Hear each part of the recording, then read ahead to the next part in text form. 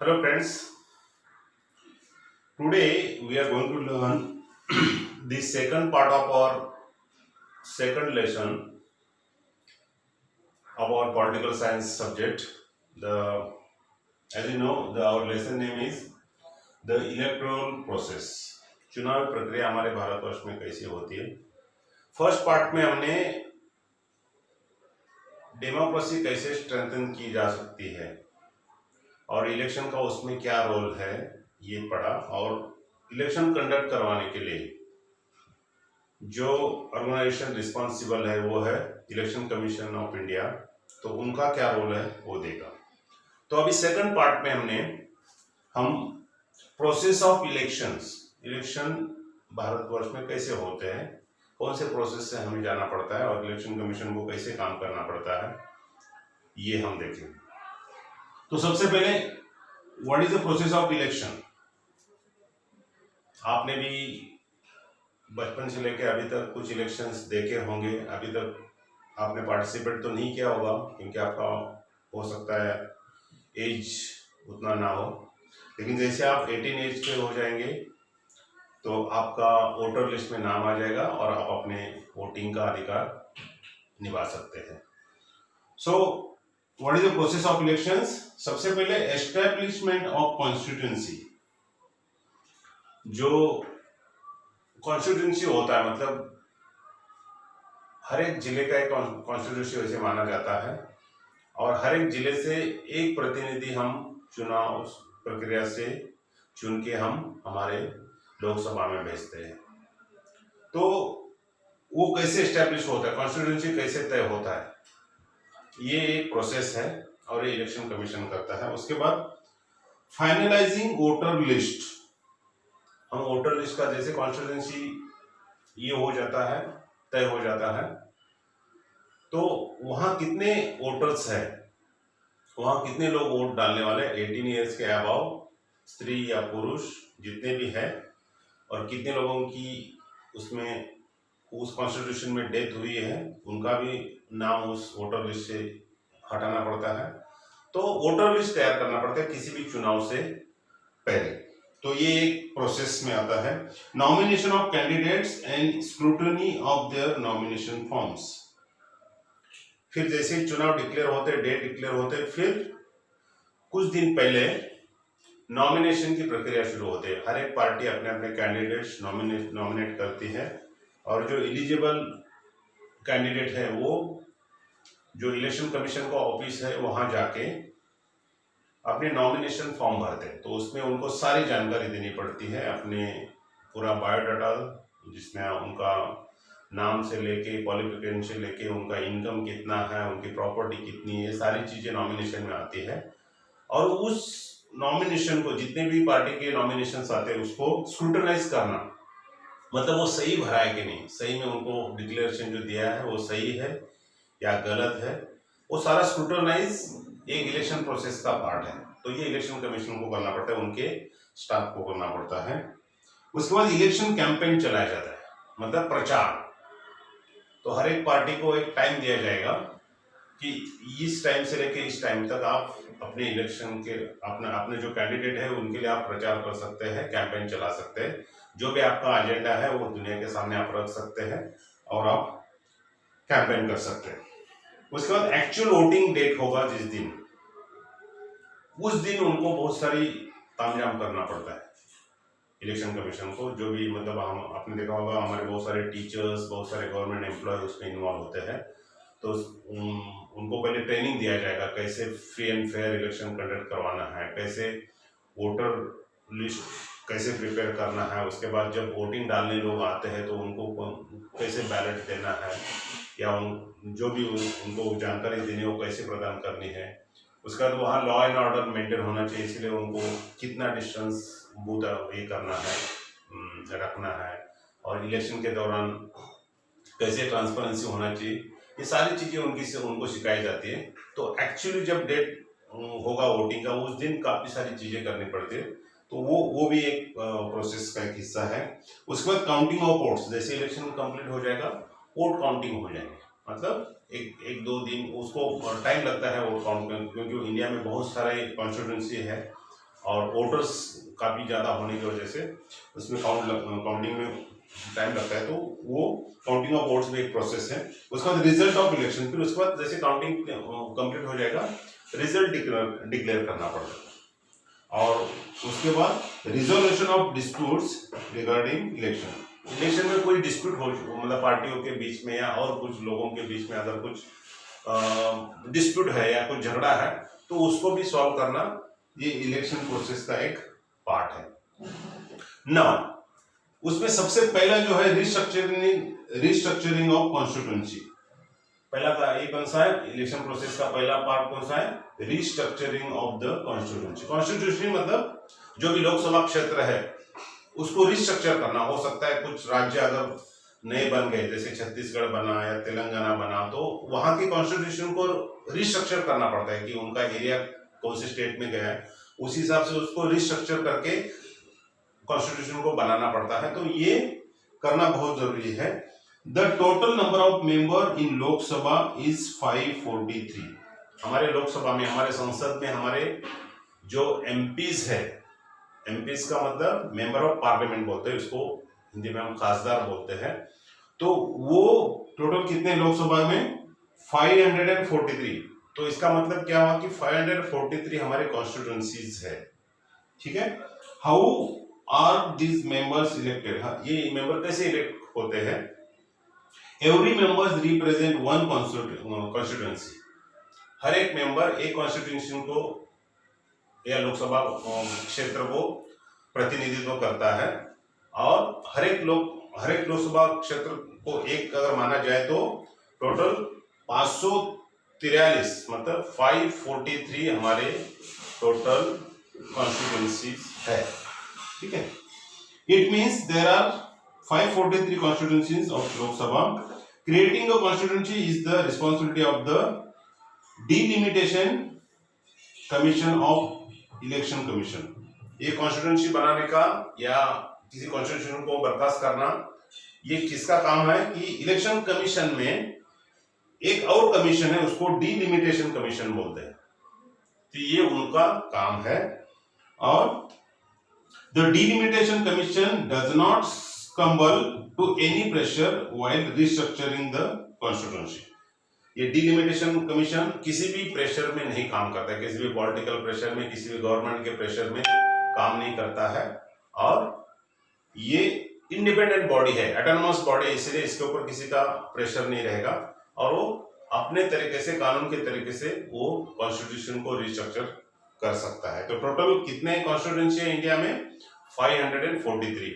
हमारे एमपी जो होते हैं, जो लोकसभा में इलेक्ट होकर जाते हैं, वो 543 है। What is the code of conduct?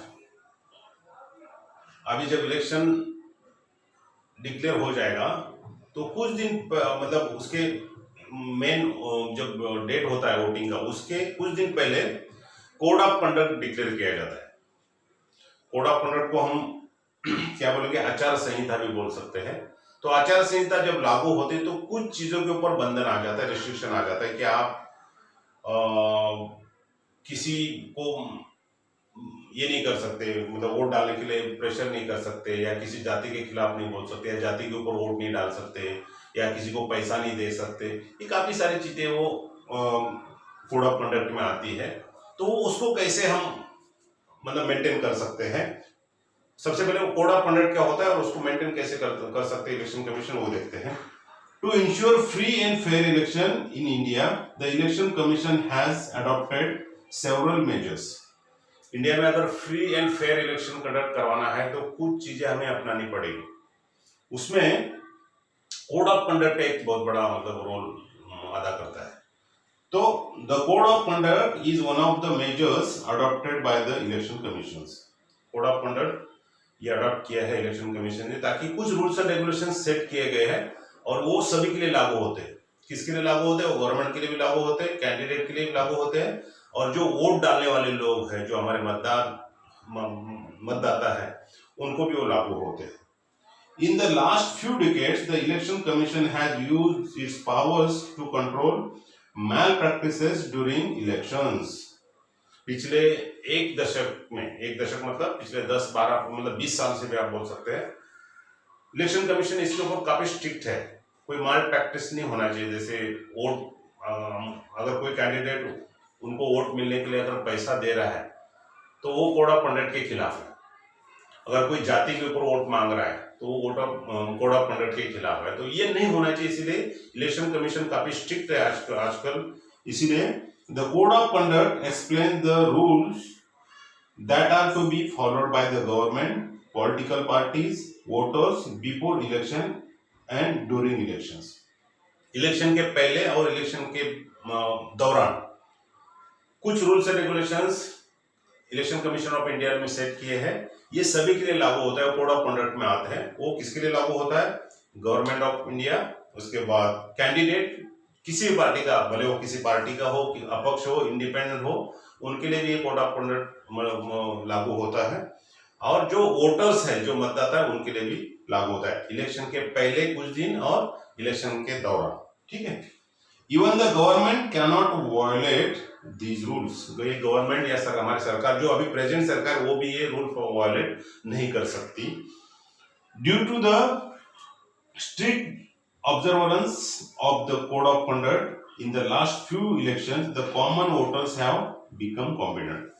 ये स्ट्रिक्ट होने की वजह से जितने भी हम मतदाता है, जितने भी हम लोग वोट डालते हैं, उनमें एक कॉन्फिडेंस आ गया कि नहीं, हमारे भारतवर्ष में एक इलेक्शन होता है, फ्री एंड फेयर होता है, इसमें कोई माल प्रैक्टिस नहीं होता, इसमें कोई जाति के ऊपर वोट नहीं मांगा जाता या किसी को पैसे के इसमें वोट नहीं दिया जाता। इसलिए आजकल थोड़ा सा लोगों में कॉन्फिडेंस आने लगा है और लोग वोटिंग डालने के लिए जाने लगे हैं। तो परसेंटेज आपने देखा होगा कि हर एक लोकसभा में जो ये होता है, वोटिंग का जो परसेंटेज होता है, काफी बढ़ता जाता है।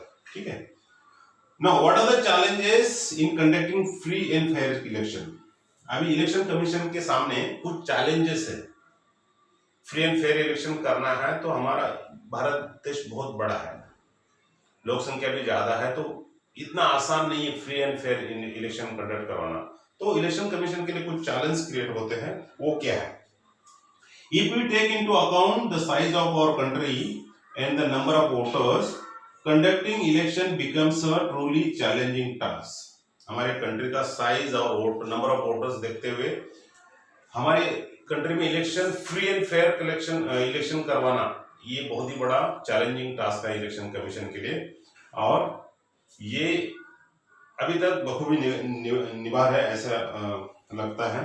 The election commission has to work in accordance with the law while dealing with these challenges.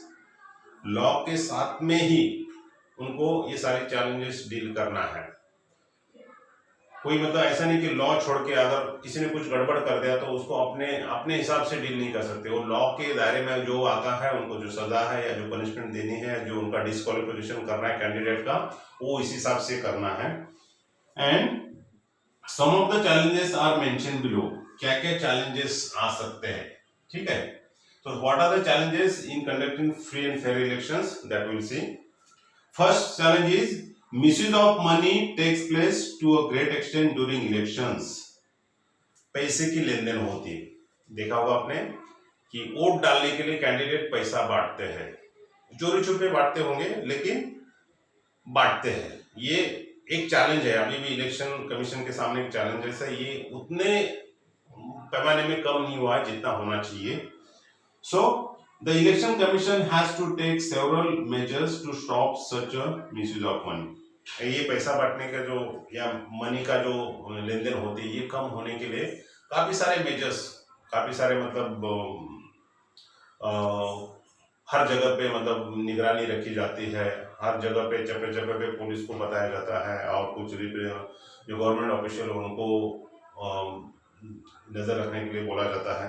तो ये नहीं होना चाहिए, मिसयूज ऑफ मनी नहीं होना चाहिए। एक चैलेंज है अभी भी इलेक्शन कमीशन के सामने। Many political parties give election tickets to the candidate with criminal background. बहुत सारी पार्टियां ऐसे भी करते हैं कि वो क्रिमिनल मतलब गुनहगारी जो जिनका ये बैकग्राउंड है, उनको टिकट दिया जाता है। तो ये भी स्क्रूटनाइज करना या उनको मतलब रोकना इतना आसान नहीं है इलेक्शन के कमीशन के इसमें हाथ में। सो ये एक चैलेंज के तौर पे ये अभी भी है।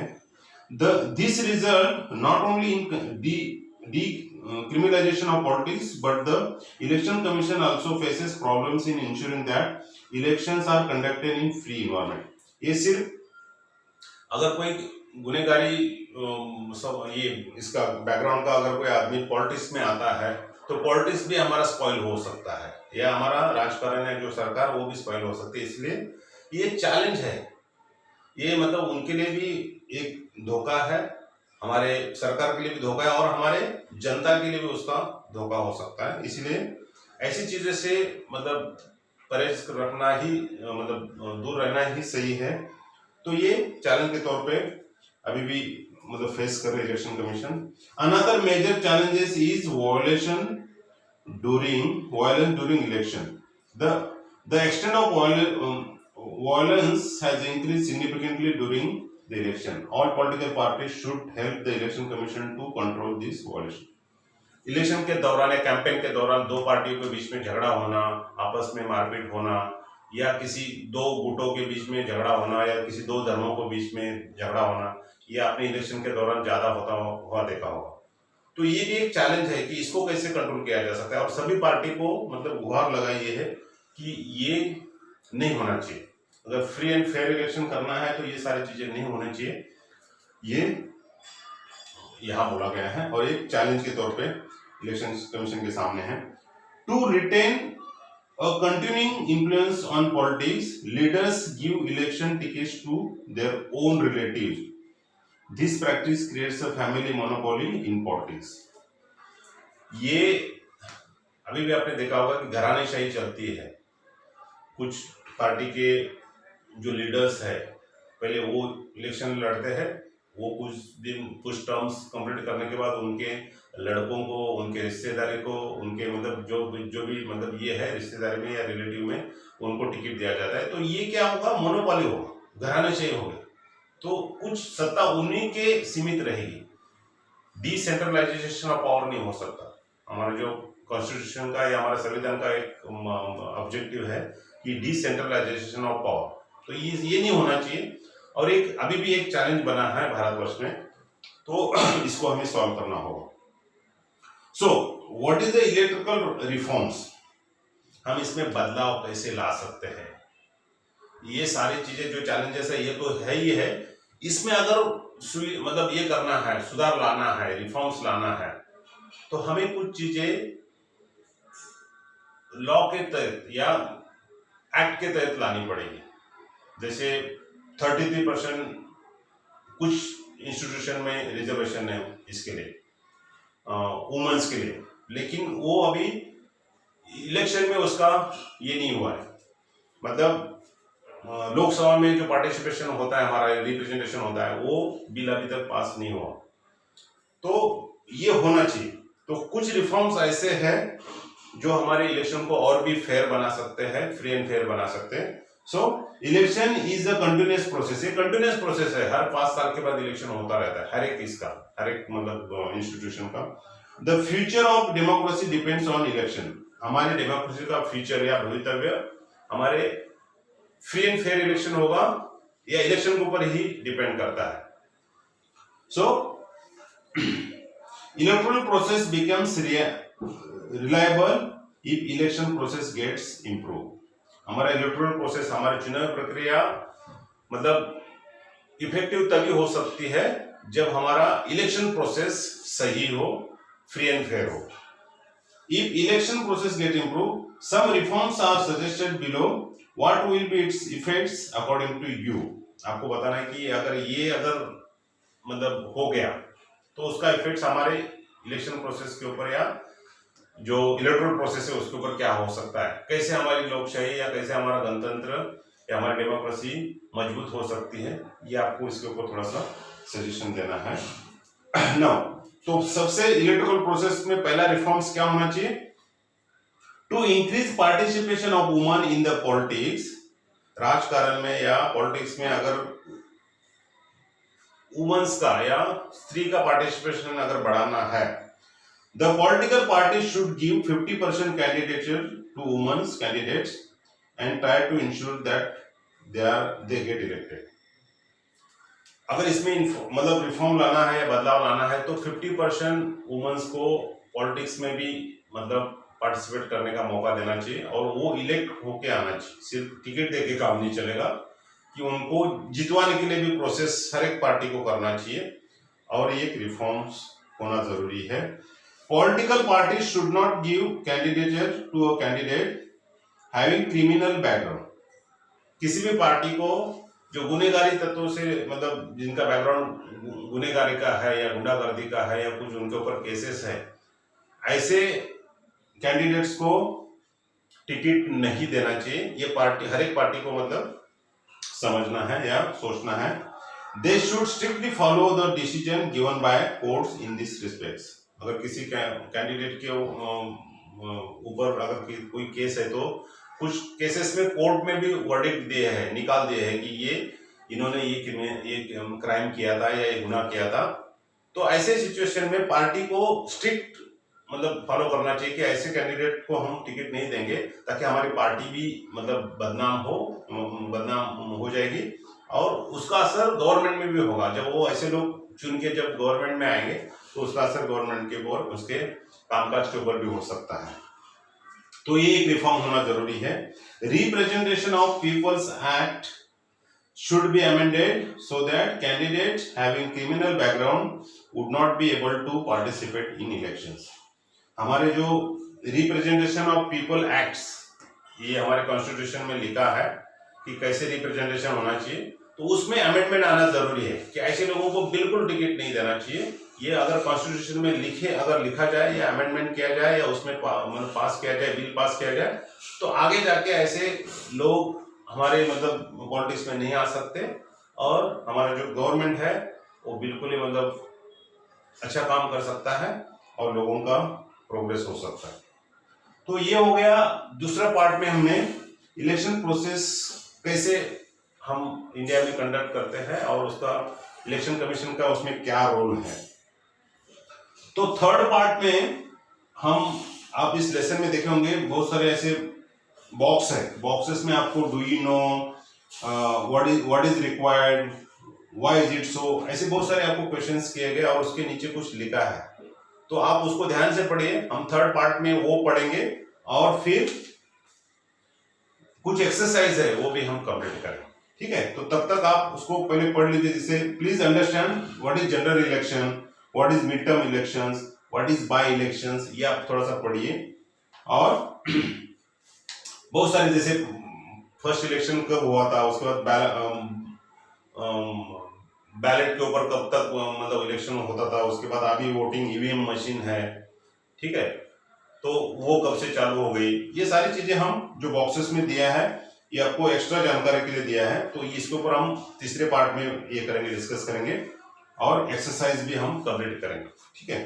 तब तक के लिए धन्यवाद। अगर कोई भी डाउट होगा तो आप जो कमेंट बॉक्स है उसमें आप कमेंट्स कर सकते हैं और आपका डाउट प्रोजेक्ट कर सकते हैं। Myself Maruti Mangaonkar from inspire academy, thank you very much. और हम तीसरे पार्ट में जल्दी मिलेंगे। Thank you.